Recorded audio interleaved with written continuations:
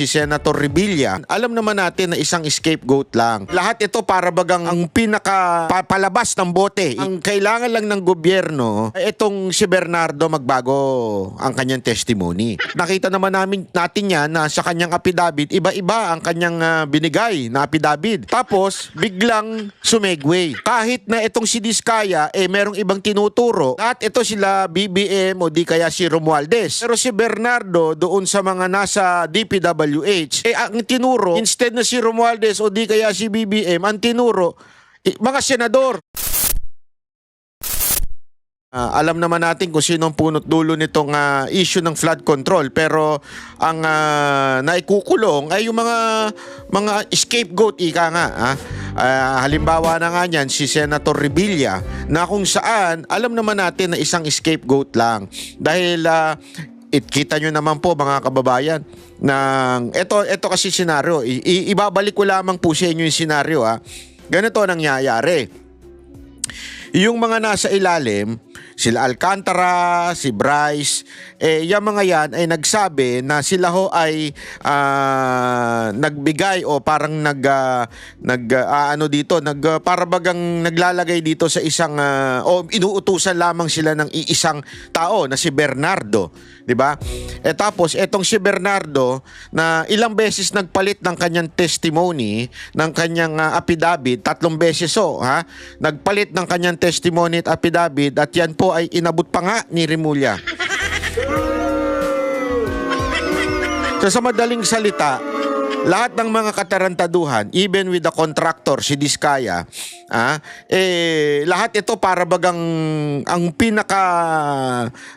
palabas ng bote. Ika nga, di ba? Yung bote, alam niyo yung bote, di ba? Pag tinawag kang para kang San Miguel Beer, alam mo yung ibig sabihin nun, di ba? Yung pale pilsen pa kasi nung unang panahon yung ganon, yung mataba, tapos sa dulo, yun yung labasan. Para bagang naandun si Bernardo dun sa labasan. Tapos, ang kailangan lang ng gobyerno ay itong si Bernardo magbago ang kanyang testimony. At nakita naman natin yan na sa kanyang affidavit, iba-iba ang kanyang binigay na affidavit. Nagbabago, depende sa panahon, depende sino bumulong. Di ba? Yan ang nangyayari. Tapos, biglang sumegway. Kahit na itong si Diskaya, merong ibang tinuturo na di umanong humihingi ng komisyon sa kanya. Si Zaldico, iba rin ang tinuturong humihingi ng komisyon sa kanya. Lahat ito sila BBM o di kaya si Romualdez.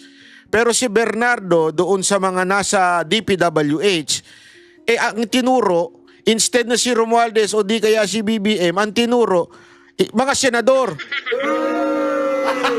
Gago! Mga senador na maiingay. Ibig sabihin na maiingay, ibig sabihin nun, pag ito kinulong, pag ito inakusahan, siguradong mawawala na. Ngayon nga, kita ninyo, kaliwat kanan ng news about Senator Revilla na sumuko. Alam niyo ito iisipin mo na mabuti ito. Ito lang isubukan lang natin itong pag-isipan ng mabuti. Pag-isipan natin ito na mabuti. Kung kayo kunwari si Senator Revilla na nakulong na kayo before, di ba? Nakulong na kayo. Nakulong na kayo before, alam mo na yung dadanasing mong hirap, lalong-lalo na ang nakaupo ay kalaban mo. Di ba? Maano ka parang tangina, traumatic yan Traumatic yan Kung kayo siguro yon, kung siguro tayo yon, this is a normal response, di ba? Abas, malamang sa malamang, hindi kayo susuko. Tama, mali. Kaya lang, kung iisipin mo na mabuti, kung talagang lalaliman mo isip mo, mga kababayan, pag ikaw hindi sumuko, it will be, alam mo yon, ang dating nun sa taong bayan, para kang guilty o nagtatago. Sabi nga nila, di ba, ang pagtumatakbo, parang ganyan, parang nagtatago ang dating, guilty. Di ba? Yan yung sinasabi ng mga gago, di ba? Hindi naman lahat ng nagtatago, guilty. At higit sa lahat, ang mas matindi dito, yung hindi nagtago, yung hinarap. I do not have problem with, halimbawa, si Bato, di ba? Ayaw niya kasi wala nga namang siyang patas na mararanasang hustisya sa Pilipinas. Pero, bakit si Pangulong Duterte? Hinarap niya. Alam niya nang kuhulihin siya bago siya umuwi. Lahat kami nung nando kami sa Hong Kong, yun ang sinasabi sa kanya, Mr. President, uhulihin na kayo pag-uwi. Pero alam mo, sabi niya talaga, hindi, harapin ko yan. Harapin ko yan. Kasi hindi ako guilty dyan eh. Kaya nga ako, nagulat din ako dahil sabi ko nga dito kay Revilla, kung ako siguro ito to be honest I mean, I'll be honest with my emotion and thinking, okay? Logic, ika nga. Kung ako yun, hindi ako susuko. Bakit ako susuko? Alam kong pinagtitripan nyo lang ako.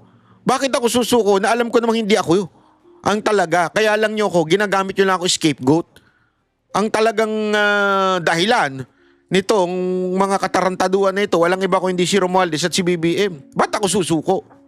Kung ako si Revilla, I mean pero alam mo, kaya nga nung sumuko siya, nagulat ako kasi paglabas ng warrant, kinagabihan, sumuko siya kagad. Sabi ko, itong maman to medyo baliw din eh. Hindi, sabi ko nga mukhang ano rin ito eh, talagang atapang atao eh. Hindi, isipin niyo yun na naranasan mo na yan eh, yung pinagbintangan ka na't lahat, tapos eventually, palalayain ka kasi wala naman palang ebidensya talaga. Kung hindi puro panggigipit lang. Remember, don't ever forget, he was acquitted noong panahon ni Pinoy. Kasi nga, hindi siya pumirma doon sa impeachment ni Corona. Yung mga hindi pumirma, ginipit. Wala namang sapat na ebidensya para ikulong o para i-convict. Pero ikinulong. Di ba? So, uulitin na naman niya. Sabi ko nga, ano ba problema nito ni Revilla? Bakit inuulit niya?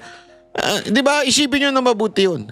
Pero, napahanga ako eh. Ito, to be honest, napahanga ako doon sa mama. Sabi ko, iba rin ang ano nito. Kasi tama nga naman. Yung kasaysayan na magdidikta ng mga pangyayari. Ngayon, talunan ka. I agree. Talunan ng dating ni Senator Revilla na parang naku, may nakulong na. Pero kung talagang wala ka kasing ginawa, tapos may pagkakataon ka naman tumakbo sa dami mo namang pera, mayaman naman yan, artista yan eh. Di ba? Pwede kang tumakbo pero hindi mo ginawa. Ibig sabihin, matapang kang haharapin ang proseso. Naniniwala ka pa sa proseso.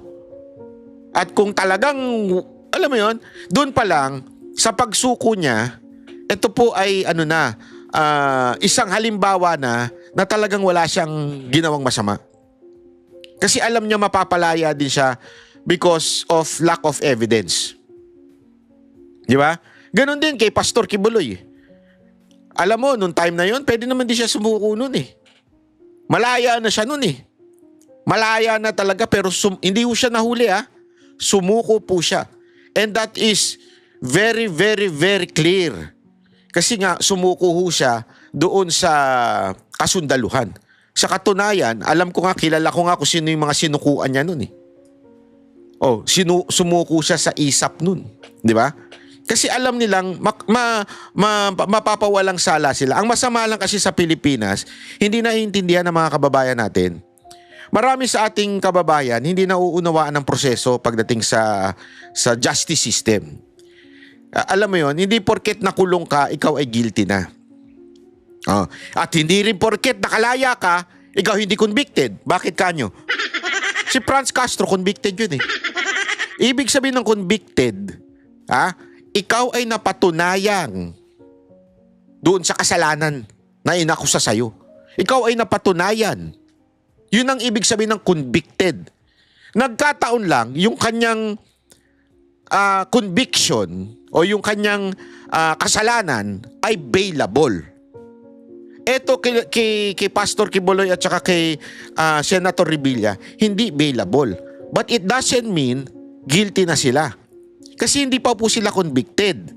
Ulitin ko, hindi sila convicted. Ibig sabihin nun, kaya sila hinuli ng court at nagbigay ng warrant.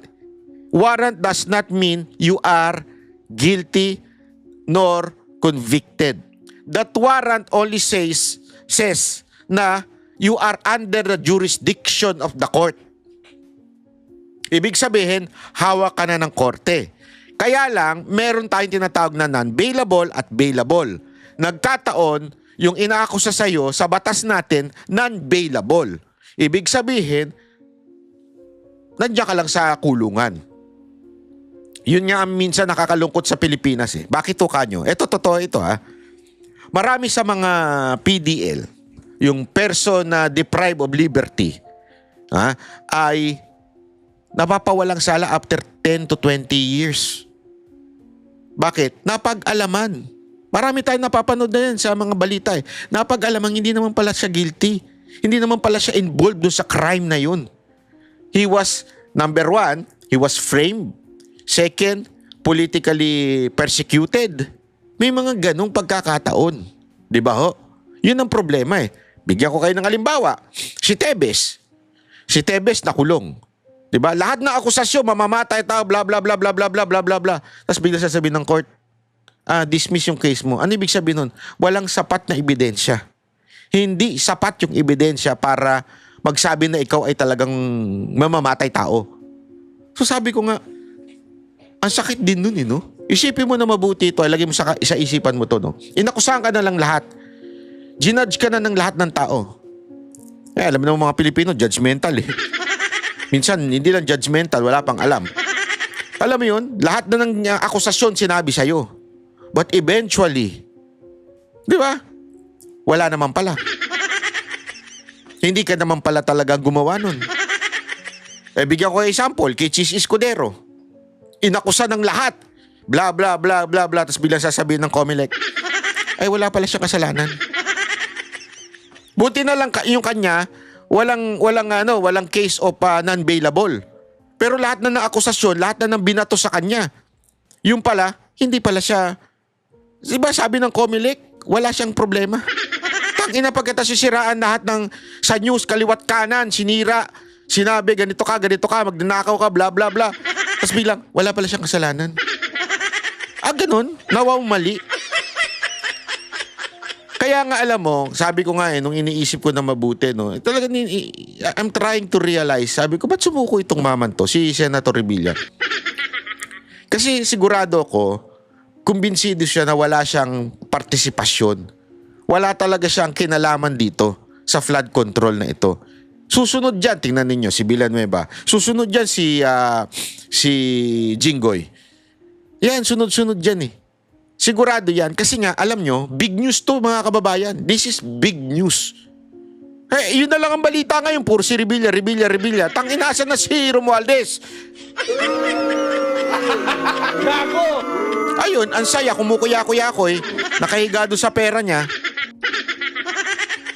Tama, mali.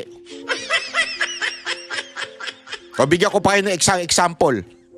Yung tumatakbo, nandun sa Portugal, na alam natin, tandaan nyo ito huwag nyo kakalimutan ito mga kababayan. Siya ang head ng appropriation, Committee of Appropriation. Siya yung pinaalas.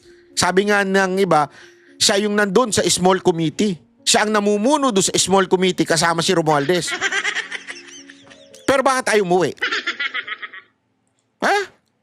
Bakit? Ayaw umuwi. Malamang sa malamang natatakot. At delicates talaga siya. Dahil alam mo naman, galit na galit ang mga Pilipino sa kanya. Pangalawa, baka siguro, di natin alam. Baka naman talaga guilty siya. Depende sa kanya yun. Depende sa kanyang argumento. Di ba? Kung ikaw ay, alam mo yun, walang kasalanan, haharapin mo. Haharapin mo ito. Kahit, kaya nga ako sabi ko, malupit itong maman to Nakulong na nung una, hindi pa nadala. Hindi totoo, hindi pa nadala na, kung ako tatakbuhan ko na yun Kasi, mantakin mo, isipin nyo yung nasayang na panahon na nakulong si Revilla nung panahon na yun. Lahat ng akusasyon sinabi sa kanya. And yet, sasabihin ng korte, malaya ka na. Wala ka pala kasalanan. Hindi ka yung nag-aakusa sa'yo, hindi pala napatunayan na nagkasala ka. Kulang-kulang sa ebidensya. Sabi ko nga, kung ako siguro yun, sasapakin ko yung nagkulong sa akin. Hindi, biro lang Hindi ba, isipin mo, kinulong ka, naubos yung panahon mo doon sa kulungan, tapos bilang, hindi nila napatunayan yung akusasyon nila, wala. Hindi ka pala wala ka palang kasalanan. Tas ganun. Ito nga yung matindi dito. Kaya nga, hinangaan ko bigla dito si Revilla. Inulit niya pa!